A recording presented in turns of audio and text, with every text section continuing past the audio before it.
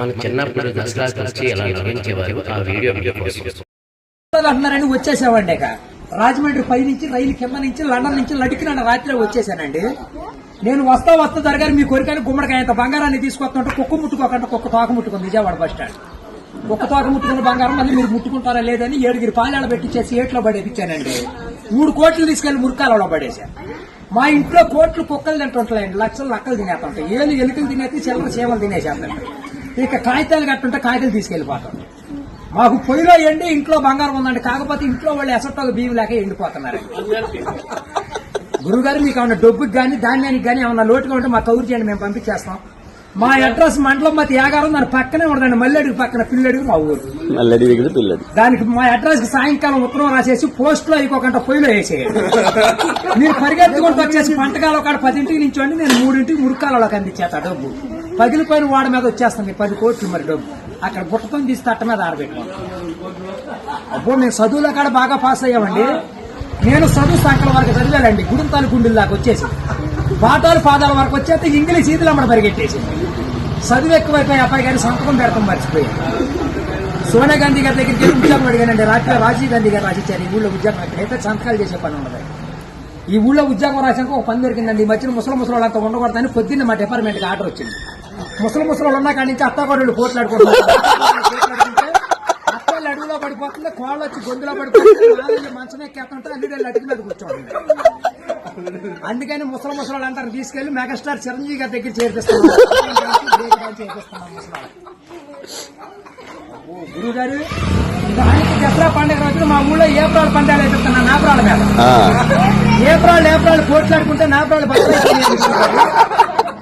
ఇప్పుడు సమరాత్రి గారు వెళ్ళి సౌండ్ చేస్తుంటే, మునసూపు గారు వెళ్ళి ముడేస్తుంటే, కర్ణం గారు వెళ్ళి కాగితాలు రాతుంటే, ప్రెసిడెంట్ గారు వెళ్ళి పెళ్లి చేసేస్తున్నారు.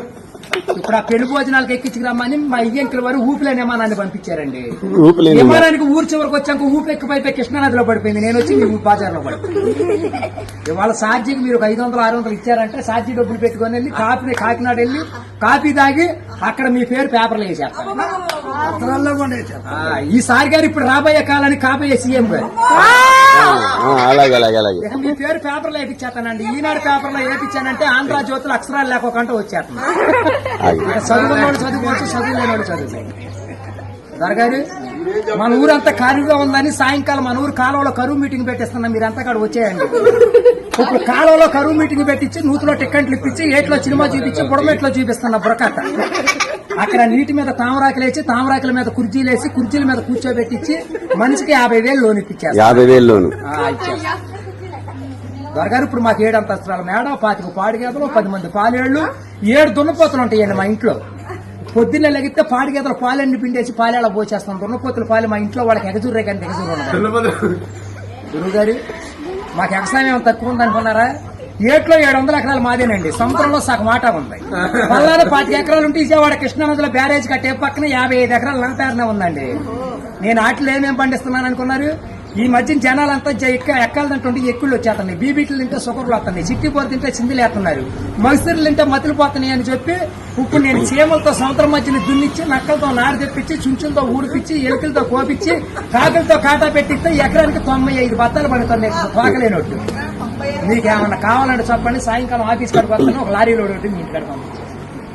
మరి పంపించండి. మళ్ళీ మా యాప్ వచ్చిన కొనుగో లేదు, లక్షలకు వచ్చిన కరువు లేదు. కోట్లు కుక్కలు వేసినా, లక్షలు నక్కలు వేసినా గానీ మేము కాఫీ దగ్గర కాకినాడ వెళ్ళిపోవాలి, భోంచేతకి బొమ్మ వెళ్ళిపోవాలి, నిద్ర చేతకి నీలగిరి వెళ్ళిపోవాలి.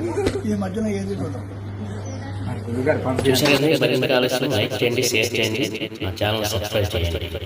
Thank you.